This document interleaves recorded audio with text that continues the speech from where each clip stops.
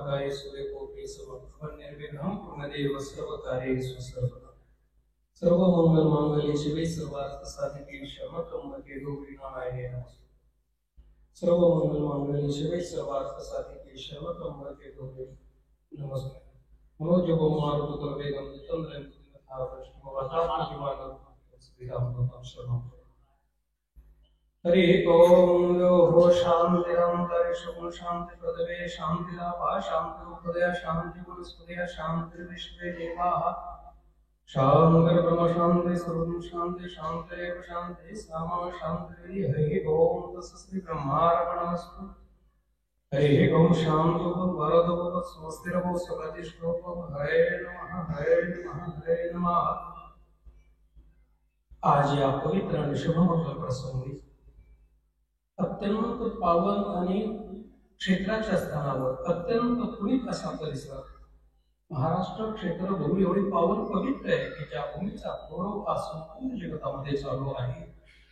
ते तुम्ही आम्ही राहत असलेली महाराष्ट्र क्षेत्रभूमी क्रांतिकाराची देशभक्ताची समाज सुधारकांची शिक्षण मंडळींची सहकार वर्षाची तशी ती छत्रपती शिवरायांची सुद्धा महासाहेबांची तशी राष्ट्रीय संतांची भूमी आहे। दुग्ध शर्करा योग म्हणजे वारकरी संप्रदाय संत महंत साधू सद्गुरू त्यांचा जन्म वास्तव्य पदस्पर्श पवित्र परिसराला भूमीला लागला। संत ज्ञानेश्वर तुकोबारांचा जन्म वास्तव्य पदस्पर्श पवित्र परिसराला लागून या संत महात्म्याने आपले संपूर्ण जीवन वारकरी विचार संप्रदायाला समर्पित करून या संप्रदायाच्या आचार्याच्या संहिता स्वतःच्या जीवनामध्ये अचूक जो विखुरलेला समाज आहे जो तळागाळामध्ये समाज आहे या सर्व समाज बांधवांना त्या संत महात्म्यांनी एकत्रित करून आध्यात्मिक क्रांती म्हणून प्रत्येकाच्या मनाचं आध्यात्मिक परिवर्तन करून प्रत्येकाच्या मनामध्ये ईश्वरनिष्ठा धर्मनिष्ठा वेदनिष्ठा समाजनिष्ठा राष्ट्रनिष्ठा व्यावसायिक जीवन जगण्यासाठी दैवी तत्व त्याचं प्रबोधन करून संत बांधण्याचा ज्ञान करणे शक्तीचा संस्कार तुमच्या आमच्यापर्यंत पोहोचून समाजापर्यंत पोहोचून एक समाज जागृती केली। समाज जागृतीने धर्म जागृती केली। धर्म जागृती राष्ट्र जागृत करण्याचा असं अलौकिक कार्य ज्या संतांनी केलं त्या संतांचा महाराष्ट्र आहे हा मराठवाडा आहे हा परिसर आहे। आणि म्हणून या परिसराची आपली वेगळी ओळख मराठवाडा महाराष्ट्र देशाला करून देण्याचे अलौकिक संत महंत साधू सद्गुरू यांची पवित्र परिसराची भूमी आहे। वारकरी पवित्रते कुळ पाहून होतो देश येथे हरेचे दास जन्म घेतली अशी आपली वेगळी ओळख या परिसराची करून देणारा हा परिसर आहे। म्हणून वारकरी संप्रदाय अधर्मचा उल्लेख करतो असे नरनाथ महाराज असो स्वामी महाराज असो भगवान भीमसेन महाराज गवळी महाराज असो अशा अलौकिक संतांची पवित्र परिसर भूमी आहे। आणि अशा सर्व साधू संतांच्या पदस्पर्शाने पावन झालेल्या पुण्यभूमीमध्ये आज आपण सर्वच रामभक्त हनुमानजी प्रभुरामचंद्रांच्या रामभक्त हनुमानजीच्या शिवजींच्या रुक्मिणी पांडुरंग आणि थोर संत ओम श्री गुरु चैतन्य बाळनाथ महाराज आणि थोर संत मौली महाराज हे साहेब यांच्या वास्तव्याने पूरित झालेल्या पवित्र अशा दरबारामध्ये सर्व रामभक्तांच्या उपस्थितीमध्ये सहभागानं आणि सर्वांच्या रामभक्त हनुमानजीच्या सर्व सद्भक्तांच्या आशीर्वादातून आणि प्रभुरामचंद्र हनुमानजी आपल्या सर्वांकडून करून घेत असलेले धर्मग्रंथ रामायणाचं पारायण आणि पारायणाच्या निमित्तानं आज आपण युद्ध करण्याच्या सत्संगामध्ये आपल्या सर्वांची उपस्थिती आहे।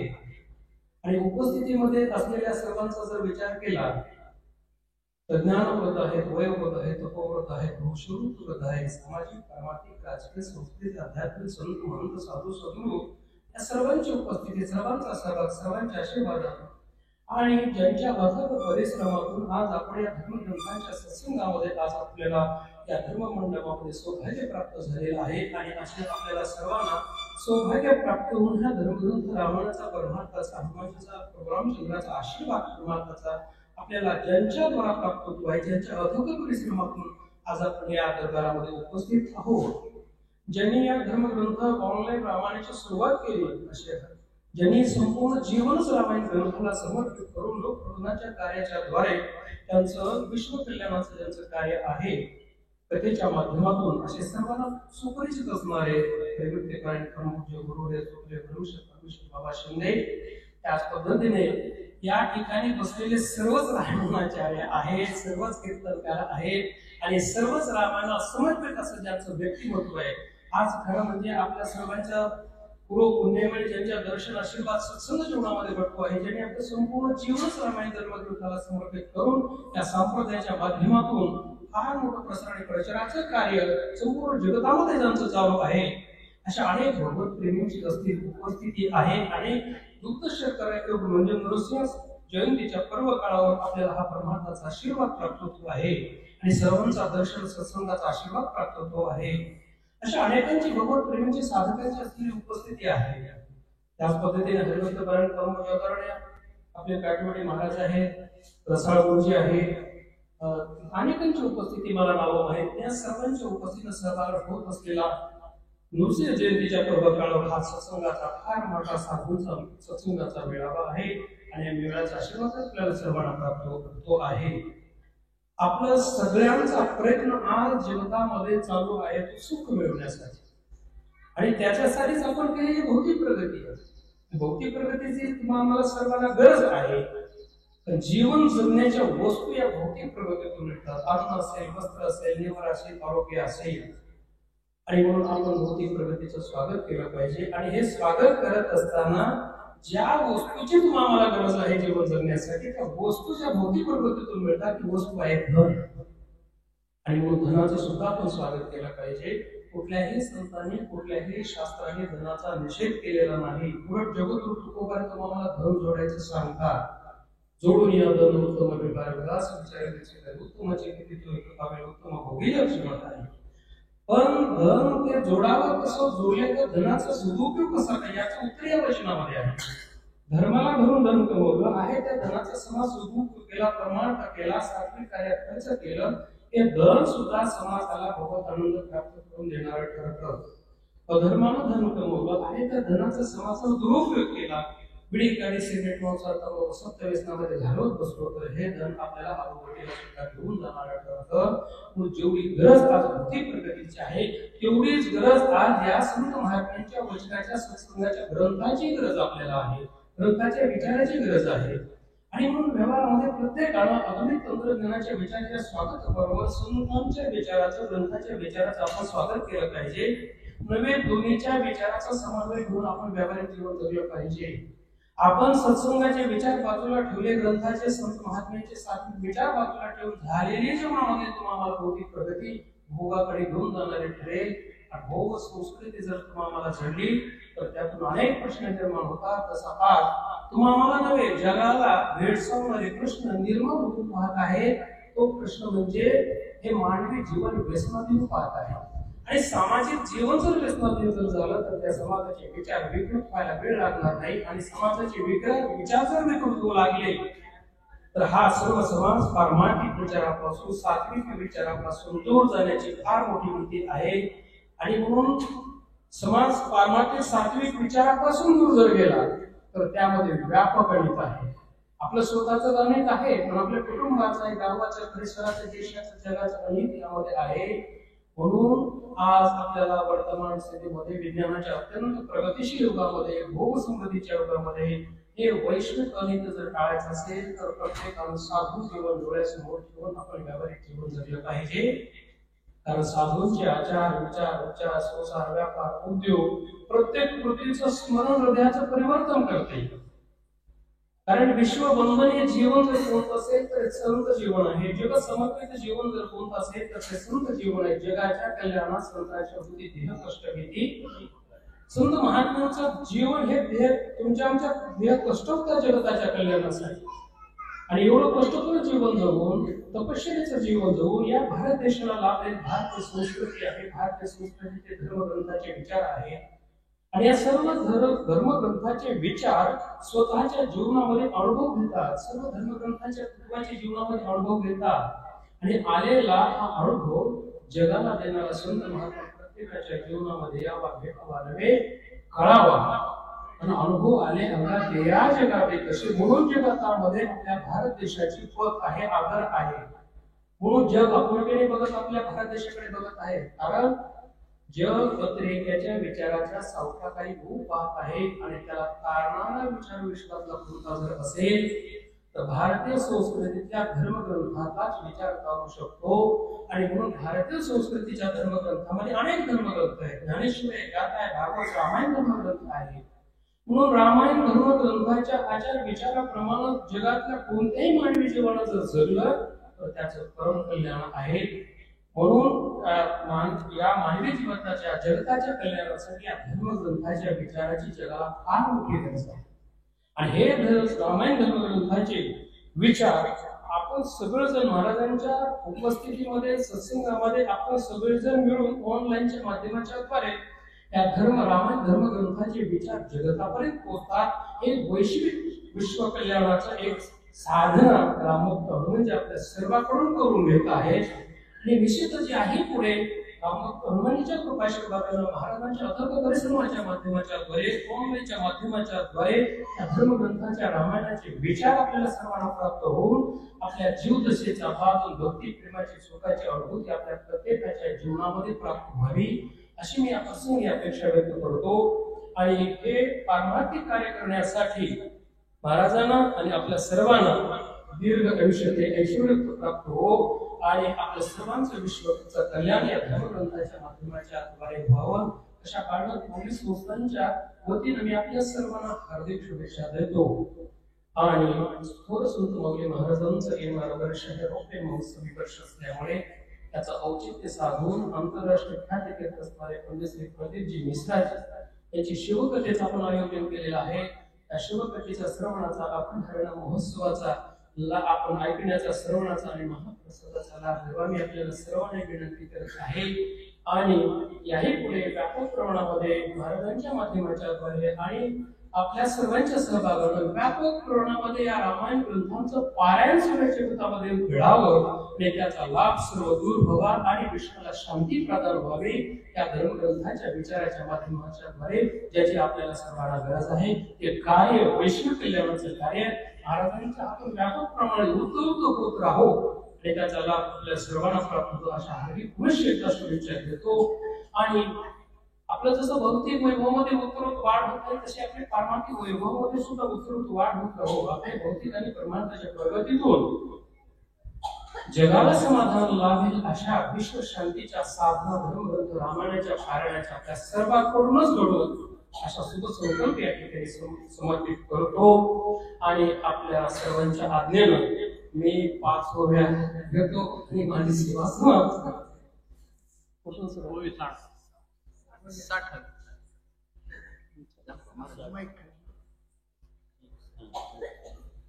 मुक्ती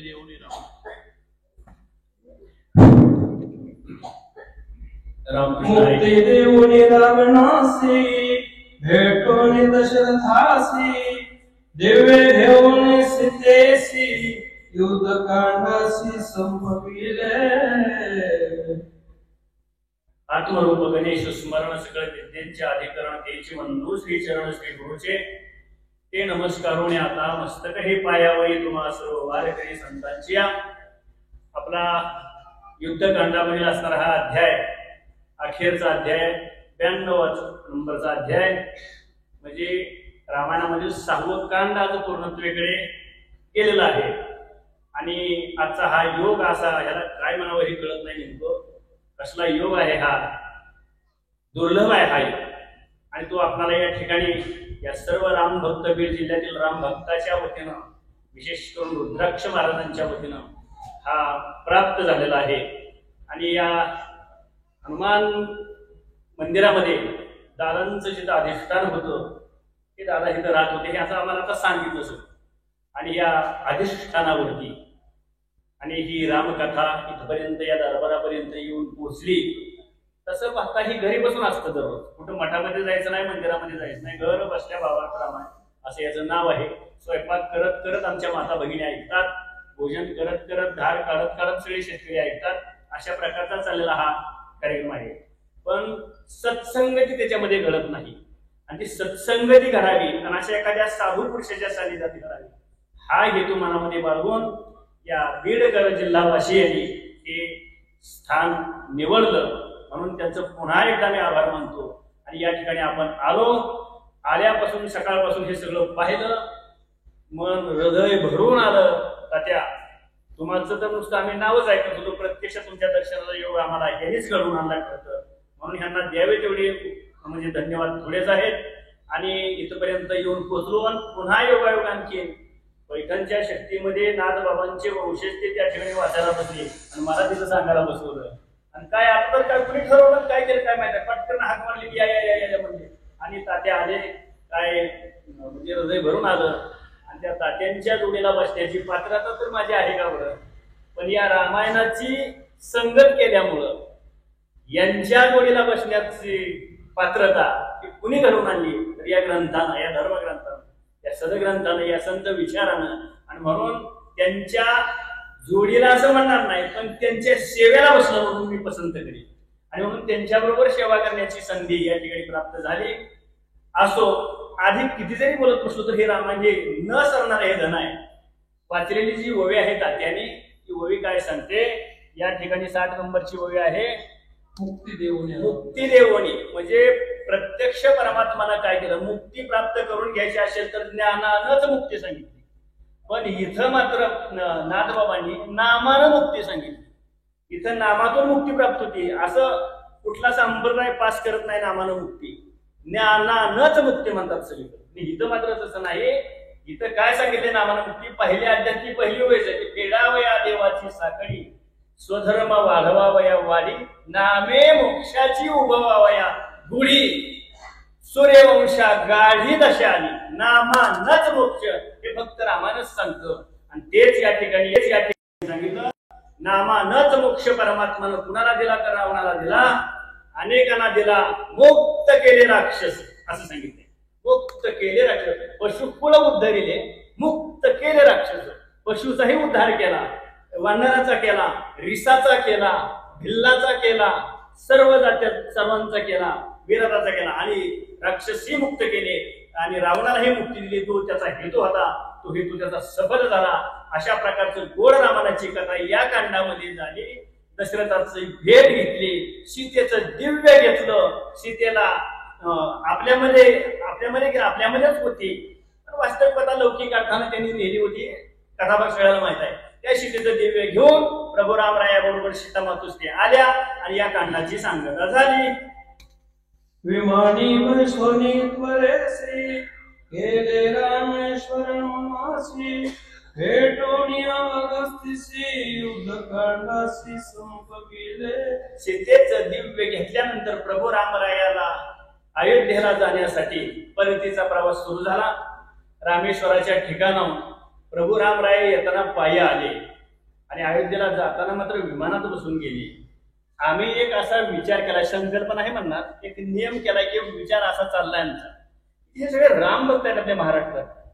ह्या राम भक्त हे सगळं विमान सांगतात सगळ्याला. प्रभू रामराय विमानात बसले, अयोध्येला गेले, तुकोबाराय सदैव वैकुंठ गमन केलं, विमानामध्ये बसून गेले, असं बरंच ऐकतोय. पण आमच्या राम भक्ताला अजून विमान नुसतं खाल्लंच बघतोय, आम्ही काय त्याच्यामध्ये कधी बसलो, मी बसतोय.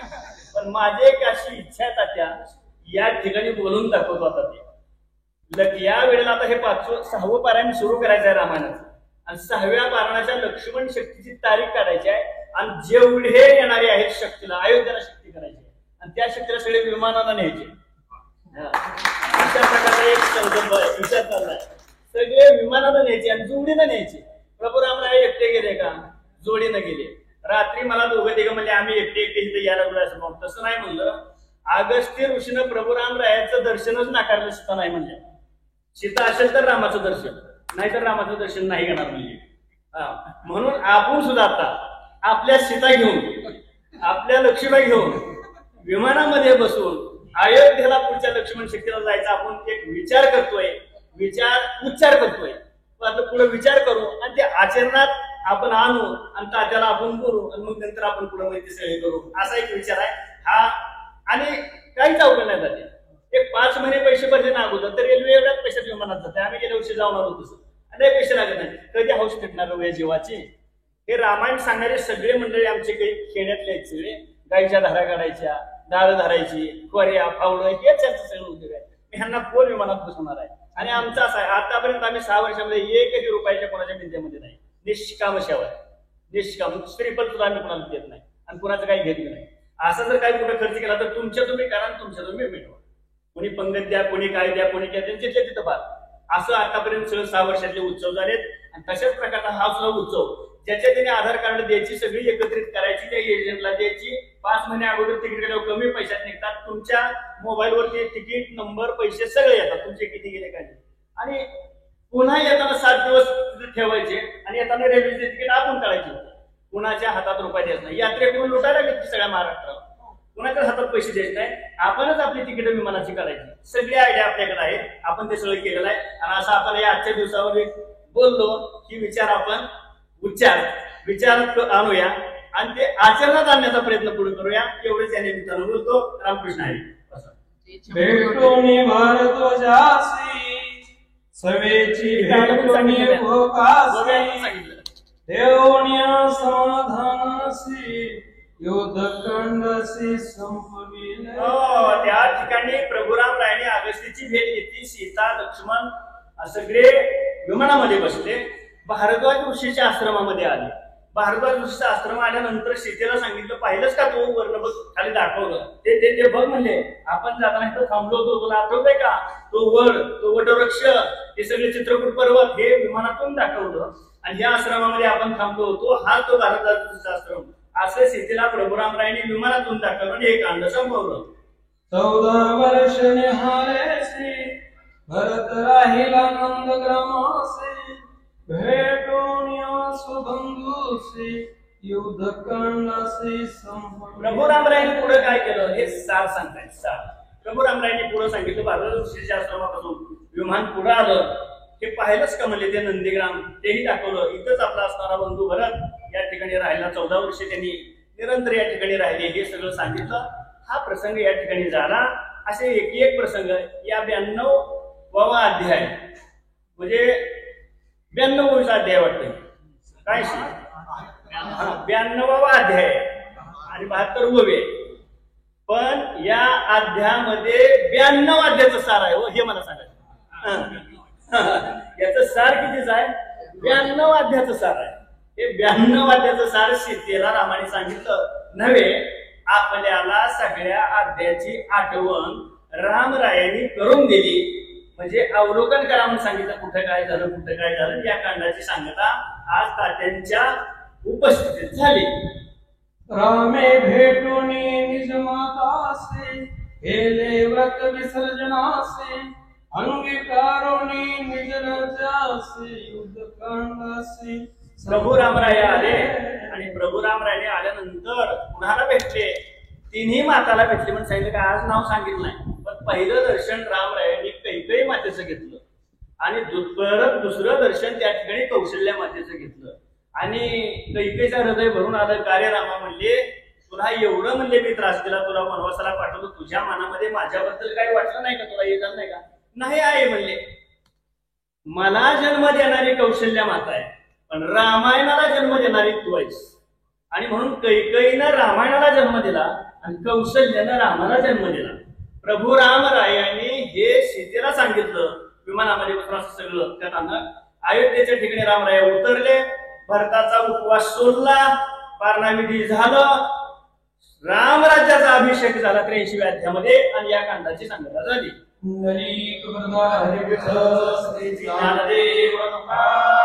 प्रभु रामचंद्र भगवान पवन सुत हनुमान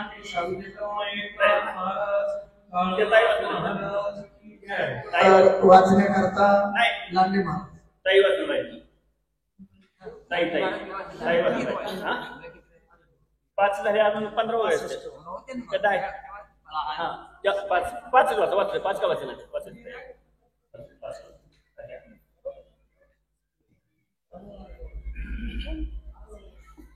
सांगतो मला बसा तुम्ही सांगतो.